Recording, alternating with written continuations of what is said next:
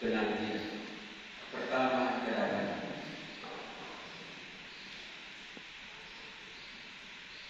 Tuhan yang kita imani adalah Allah yang selalu datang. Ia datang pada awal mula ketika menciptakan langit dan bumi.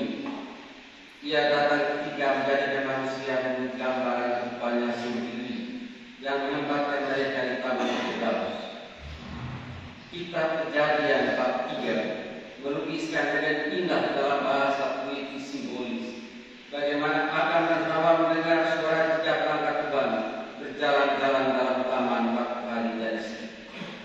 Itu lukisan puitis tentang kedekatan manusia pertama yang sang pencipta. Tuhan datang ketika memanggil Abraham menjadi bapa bangsa, bapa kaum beriman.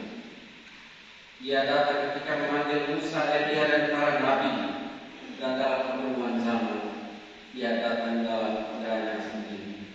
Yesus Al-Masih, Sang Sada yang menjelma dan tinggal di tengah-tengah kita. Tuhan telah datang dan senantiasa datang. Tuhan datang karena Dia adalah cahaya dan cahaya tidak dapat menyembunyikan diri. Tuhan datang karena Dia adalah hidup dan hidup mengandung debar daya cipta yang tak terbendung. Tuhan datang karena Dia adalah kasih dan kasih selalu memberikan diri. Kini Dia datang dalam wajah sesama yang dijumpai dalam orang-orang kecil yang miskin yang mengetuk pintu rumah, yang mengetuk pintu hati kita. Ia datang dalam firman yang kita dengar dalam kandungan doa ketika 2-3 orang berkumpul dalam nama-Nya. Ia hadir dalam roti Ekaristia kita pecahkan dalam santap bersama. Tuhan yang kita imani adalah Allah yang senantiasa datang. Untuk Dia yang datang itu, Adventus kita adalah penantian. Sebetulnya seluruh proses hidup manusia adalah rangkaian kisah-kisah penantian panjang. Seorang petani menanami ladangnya dan menanti. Ia menanti hujan dari langit secukupnya agar dia boleh memperoleh hasil musim panen. Seorang nelayan menuju ke laut dan di atas perahu dia berjuang dan menanti bahwa laut memberi hasil memadai untuk dia dan keluarga. Sepasang muda menginjak cinta, mereka bekerja dan menanti saatnya untuk menikah dan membangun keluarga bahagia. Seorang ibu melahirkan anak lalu ayah ibu memelihara, mendidik dan membesarkan dia dalam penantian bahwa anaknya telah menjadi manusia yang baik, bermartabat dan sukses dalam hidup. Manusia selalu menantikan sesuatu. Dan masa Advent yang kebetulan jatuh di awal musim hujan adalah perayaan liturgis yang menegaskan kembali bahwa hidup adalah sebuah penantian. Seperti bumi yang kesan berteriak awalnya, ya surga buka pintu dan hujankan sang adil. Bumi akan terbuka dan melahirkan penyelamat. Atau dalam kata-kata Yesaya dalam bagian pertama tadi, ya Tuhan, Engkau sendirilah Bapa kami. Sudilah Engkau memuliakan langit dan bumi. Tapi kita menanti bukan dengan hidup kosong berhalangan, melainkan dengan kerja yang sungguh. Petani menanti musim panen dengan kerja bersifat ringan di bawah terik matahari atau guyur hujan. Mahasiswa berkutat dengan buku-buku dan bahan kuliah, belajar keras dan diikuti dari semester ke semester, menanti lulus dari sarjana dan menuju karier masa depan. Saudara-saudari, orang menanti karena punya harapan. Manusia selalu hidup dari harapan. Dan seperti dibahas dalam kuliah filsafat manusia dan kemarin disinggung dalam referensi, harapan ada dua macam. Ada harapan sederhana yang kita sebut keinginan. Orang ingin minum air waktu kehausan di hari panas. Anak-anak ingin baju baru dari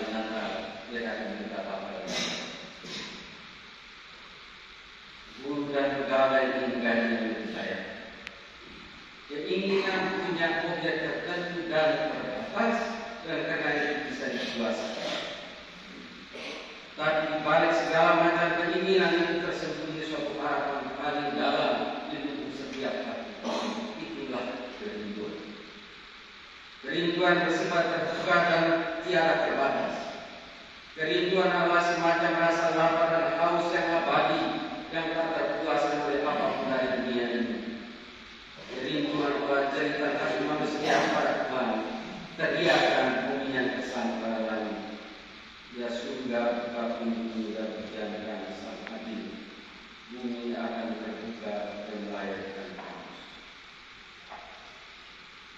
Sehubungan dengan penantian ini, izinkan saya melihat kembali sebuah cerita yang dulu pernah saya kisahkan di sini. Dalam perang dunia kedua, ketika 6 juta orang dibunuh di Jerman, seorang gadis Yahudi melarikan diri ke Prancis, lalu ke Belanda, ke Belgia, dan dari Belgia bergerak ke Dover di Inggris. Ia sudah kehilangan orang tua dan semua saudaranya dan menjadi sebatang kara. Dari Inggris dia kemudian ke Amerika, tanah janjian yang penuh harapan untuk banyak orang yang melakukan itu. Sesudah beberapa tahun di sana, dia merasa bahwa Amerika bukanlah negeri terjanji yang memberi ketentraman yang mendambakan. Gadis itu menjadi penyanyi, tapi lagu-lagunya sendu, berisi kerinduan akan sebuah rumah, sebuah tanah air.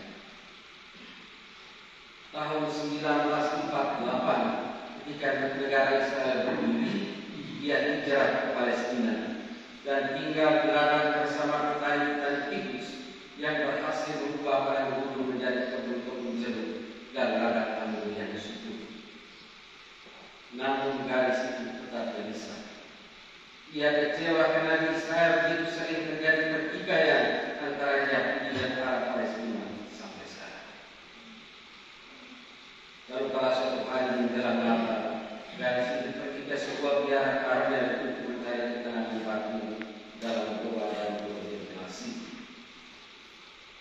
Di malam kudus, ketika suster-suster memasang lilin, berdoa dan membaca kitab suci, gadis itu amat terharu mendengar kisah lama bahwa dalam diri seorang anak miskin, Tuhan telah datang menemui umatnya menjadi kawan senasib, rekan seperjalanan. Gadis itu pulang ke kamarnya, menangis dada-dadinya dan menulis dalam catatan harinya, Tuhan, seperti leluhurku Abraham, Ishak dan Yakub, aku telah mengembara dari kota ke kota, dari negeri ke negeri. Aku mencari sebuah rumah, tapi tak ada tempat bagi hatiku yang lelah. Kini aku tahu Tuhanku, bahwa negeri terjanji itu bukanlah sebuah tempat para petabung. Negeri terjanji itu adalah Engkau sendiri, oh kehadiran yang kekal.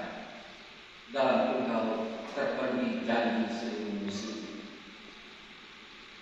Pada awal dan pada akhirnya, saudara-saudara, kerinduan manusia adalah kerinduan akan Tuhan.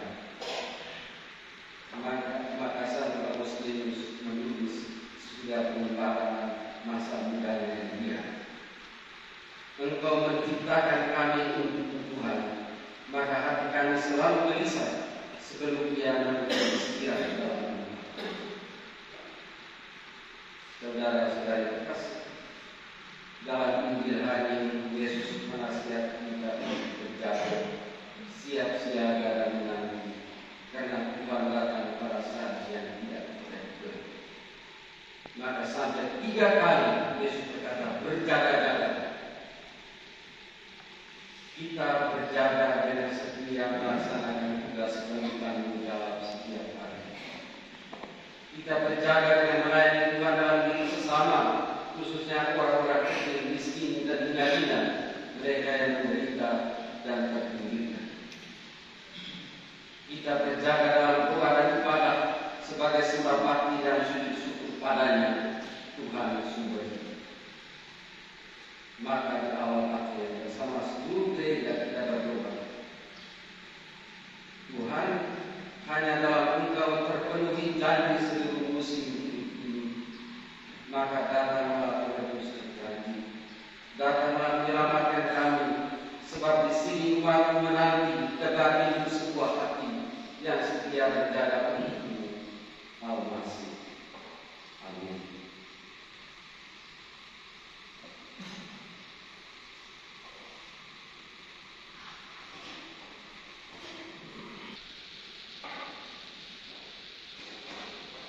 Amin.